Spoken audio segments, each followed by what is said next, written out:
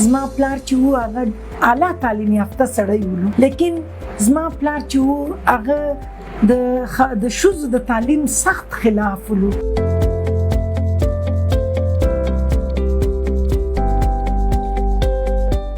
زما نوم پروفیسر ډاکٹر عائشہ صدیقہ دی.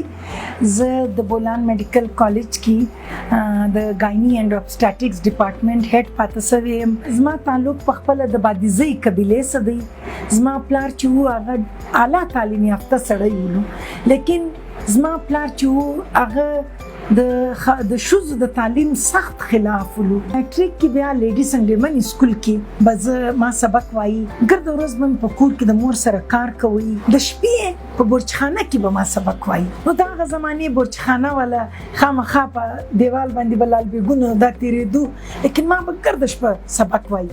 بابا چې و تهجد ګزاره ولو، نو دی چې به تهجد ته راپورته کېدی، زه به په بستره ننوتم چې دی زما کتابونه ونه ویني. نو په میټریک کې ما فرست پوزیشن واخیستی. اخباري نمایندګان دی د لمانځه د خوا را روان وو، ویل چې د بي عایشې کور کم یو دی.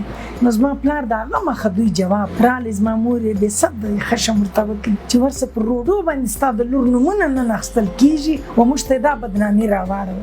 بیا الحمدلله ما FSC وکړه، په هغه کې ما ټاپ کړي، زما فرست پوزیشن راغلی، په کور کې قیامت جوړ شو. نو زما مشر ورور ما ورته بغاري کې ما زه ډاکټر جوړېږم. په بولان میډیکل کالج 1990 کې ما MBBS وکړي، ګولډ میډل یې راکړي و ماته، ولې چې تھرو آؤٹ زه پوزیشن هولډر وم.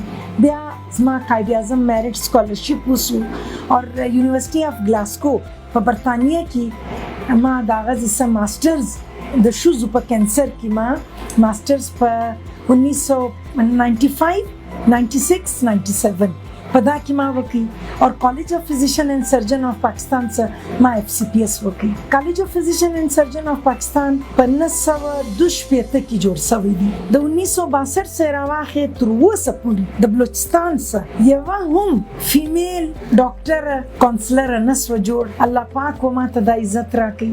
زه نن د هغه کالج چیف ریجنل ډایرکټر یم، دا هم یو ریکارډ دی.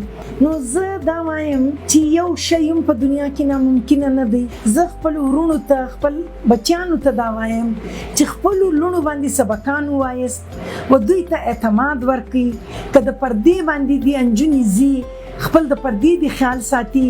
یو سټیج به دی راسي چې 50 کاله 55 کاله بعد بیا موږ دا سوچ وکړو چې موږ دا ووایو چې بھائی زه خپل د صوبې دپاره، خپل د وطن دپاره، خپل د خلکو دپاره یو مثال جوړېدلی سم. تر ګرده ضروري د ښځې دپاره تعلیم دی.